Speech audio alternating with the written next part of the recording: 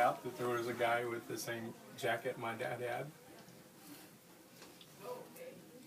Did you know him when you met him, or did you guys have a I didn't conversation? know him before, but he had been in the South Pacific, and we knew several of the same people. But he was like within the squadron, you would have mechanics, armament, radio, that type of specialist. That this is what they did on the airplane. They took care of that part of it. And he happened to be in the armament part, and I was in the mechanical part. So I took care of the whole airplane, and he took care of the guns and feeding the ammo to them and that type of thing.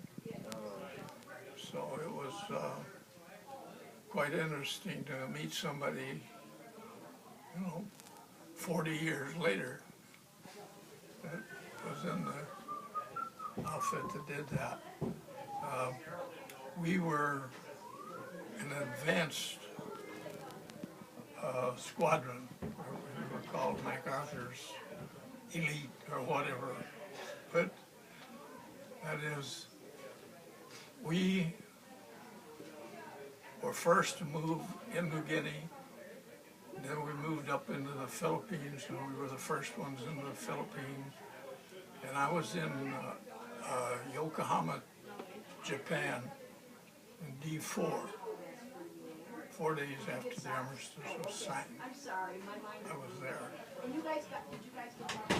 When I went into Yokohama, the airfield, they had 5 barracks. They cleaned out the center one. That was ours. The rest of them were all Japanese soldiers. They were discharging them as fast as they could. They took their guns and they put them in a rack, they call it, a stack outside. There would be a stack in front of each barrack. They weren't allowed to have any guns on themselves or anything like that. But we were given the central barracks until they could discharge them and get them out of the way.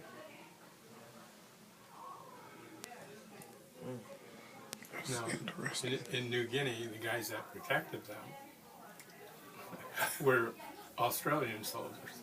Yeah. Who didn't have the same kind of rules that they had.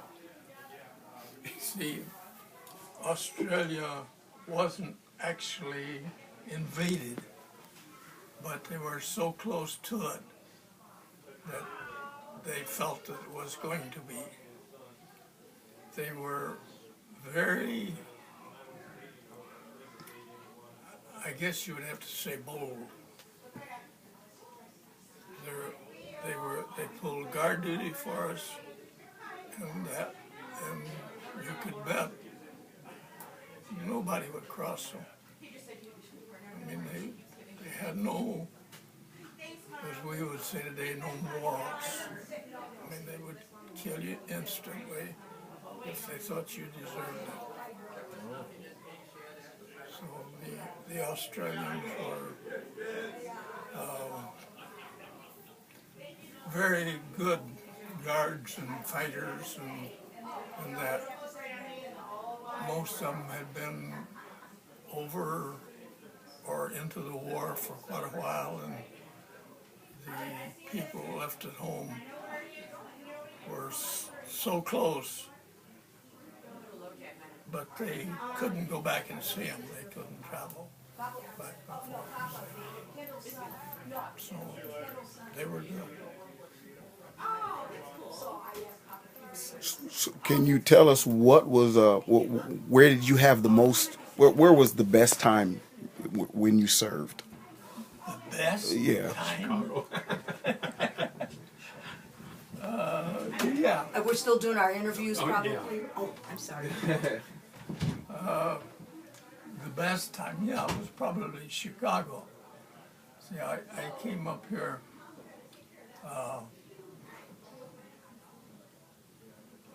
there was 2 of us from St. Louis that were sent up here.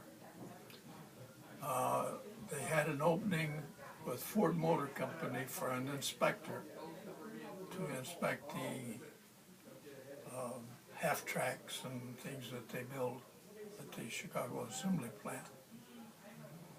And the other fellow was older than I was, so he got it. So that was all right. But then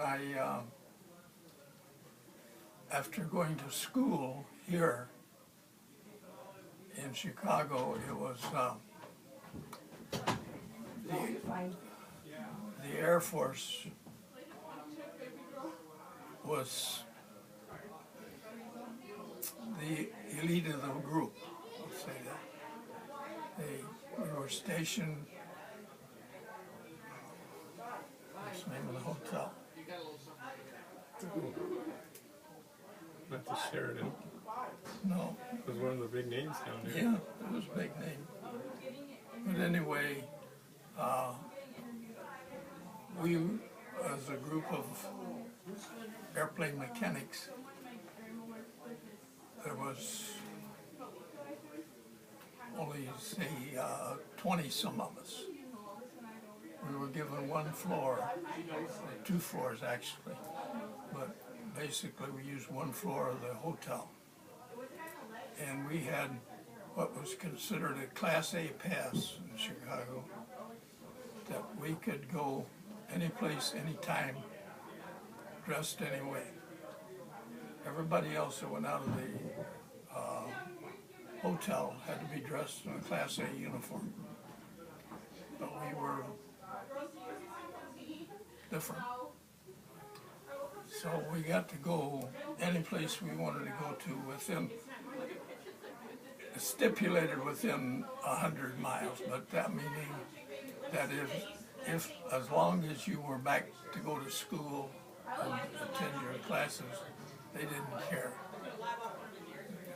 Considered Class A. What was the not so fun place? What was the not so fun place? Not so fun. What's the summer temperature in New Guinea then? In Port Moresby, Dobadura, Hollandia Beach, all those places in New Guinea was not so fun. It time you would work. Basically, you would work all the daylight hours that you could or could handle, and that was it. There was no amount of recreation or side or no companionship with any